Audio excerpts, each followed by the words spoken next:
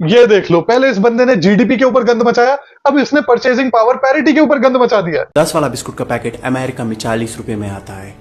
मतलब भारतवर्ष में जो चीज 1 रुपए में खरीदी जा सकती है वो चीज अमेरिका वर्ष में 4 रुपए में खरीदी जाती है। इसे परचेजिंग पावर पैरिटी कहा जाता है। अरे इसे परचेजिंग पावर पैरिटी नहीं कहते, इसे परचेजिंग पावर डिफरेंशियल कहते हैं।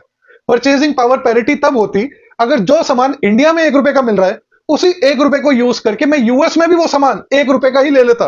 अब यूएस का दुकानदार आपसे 1 रुपया तो लेगा नहीं, वो तो लेगा आपसे डॉलर में। तो रुपये को जब मैं डॉलर में कन्वर्ट कराने जाऊं तो दोनों के बीच में एक्सचेंज रेट ऐसा हो कि जो सामान यहां पर 1 रुपए का मेरे को पड़ रहा है वो अमेरिका में भी 1 रुपए का पड़े। उस एक्सचेंज रेट को हम बोलते हैं कि ये परचेजिंग पावर पैरिटी पर है। और ये कंसेप्शन कहां से फ्लो होता है? From the law of one price, जो कि हमें ये कहता है कि अगर मैं कोई सामान इधर से उठाकर इधर बेच सकता हूं तो भाई दोनों जगह प्राइस सेम ही होगा। अब अजम्पशन यहां पर क्या है कि जब मैं इधर से उठाकर उधर कोई सामान बेचूं तो बीच में मेरे को कोई ट्रांसपोर्टेशन कॉस्ट ना है, मेरे को कोई ट्रांजैक्शन कॉस्ट ना है, दोनों जगह मार्केट कंपेटिटिव है। और बात हो रही है ट्रेडेबल गुड्स की, ऐसा नहीं कोई फिक्स चीज जैसे कि घर है इधर से उठाकर इधर तो बेच नहीं सकता मैं। तो अगर ये 3 कंडीशन सेटिस्फाई होती है तो सब जगह प्राइस एक ही प्रिवेल करेगा।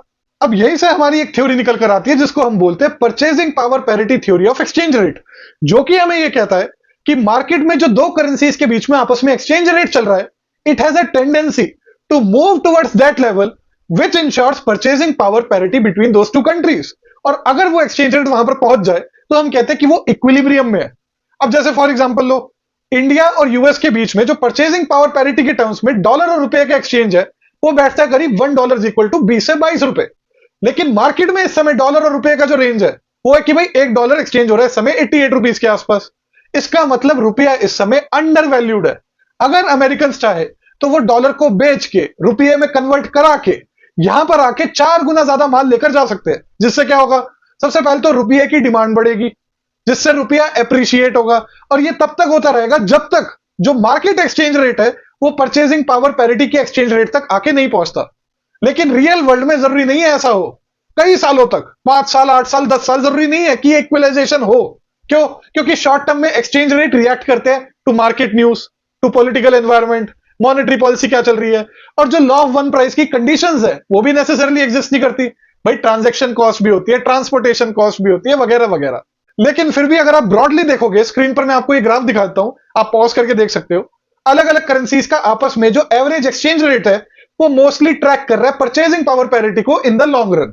अब परचेजिंग पावर पैरिटी को भी 2 सेंसेस में समझा जा सकता है, एब्सोल्यूट टर्म्स में और रिलेटिव टर्म्स में। एब्सोल्यूट टर्म्स में परचेजिंग पावर पैरिटी होगा कि आप एक basket of goods low, let's say US में भी और इंडिया में भी सेम बास्केट ऑफ गुड्स, उसका प्राइस लेवल यूएस में देखो क्या है और उसका प्राइस लेवल इंडिया में देखो क्या है, और दोनों को आपस में डिवाइड कर लो। आ गया जी आपका एब्सोल्यूट सेंस में परचेजिंग पावर पैरिटी। एक होता है रिलेटिव सेंस में, जो कि हमें बताता है rate of change of price level. तो जैसे मान लो इंडिया में इन्फ्लेशन है 10% और यूएस में इन्फ्लेशन है 2%, इसका मतलब रुपये को 8% डेप्रिशिएट होना पड़ेगा, तब जाके हम पिछली वाली परचेजिंग पावर पैरिटी पे आएंगे। तो ये था परचेजिंग पावर पैरिटी के बारे में जितना मैंने आपको बताना था। लास्ट टाइम मैंने इस भाई को जीडीपी के ऊपर करेक्ट करा था बहुत ही पोलाइटली, और मैंने पॉइंट आउट करा था कि ये देखो कितना आलसी इंसान है, इसने चैट जीपीटी से जनरेट करके, तब नया नया आया था चैट जीपीटी, इसने वहां से जनरेट करके पूरा कैप्शन लिख दिया। मैंने कहा लो, इतनी भी मेहनत नहीं करी, एज इट इज टेप दिया। और इस बंदे ने उसकी खुंदक निकाली मेरे ऊपर 1 साल बाद लगभग मेरे को ट्रोल करके, वो भी कोई आउट ऑफ कॉन्टेक्स्ट वीडियो जो किसी नल्ले ने काटी थी वो इसने पैडल कर दी, मतलब वहां भी मेहनत नहीं करी। तो इस बारी जब मैंने इसकी रील पे कमेंट करा तो इस बंदे ने उसको एज ए जोक बना के प्रेजेंट करा।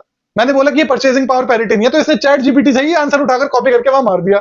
अब एक प्रोफेसर आया वहां पर, ये लेक्चरर आया, उसने बोला कि भाई मैं लेक्चरर हूं इकोनॉमिक्स में एंड आई सपोर्ट केशव, वो जो बोल रहा है सही है। ये रिप्लाई क्या कर रहा है कि 3rd ईयर कॉलेज के लेक्चरर से ज्यादा मैं तो एक एलएलएम को ट्रस्ट करूंगा। फिर पलट के एक और बंदा बोलता है कि भाई एक तो तेरे को सही कर रहे हैं, तू ह्यूमिलिटी दिखा, तू ऊपर से हमें डांट रहा है, तो उस बंदे को एक गाली देकर लोडू बोल रहा है। तो अब देख लो इसका क्या इलाज किया जा सकता है। कॉमेडी बंदे को करनी आ नहीं रही, तो सोच रहा है इकोनॉमिक्स को ऐसा बैकअप यूज करके यहां पर आके गंद मचाऊं। पर भाई economics is not a backup, और ना ही वो तेरे बस की है। तो कॉमेडी ट्राई कर जो कि तेरी वो भी बस की नहीं लग रही हमें आजकल।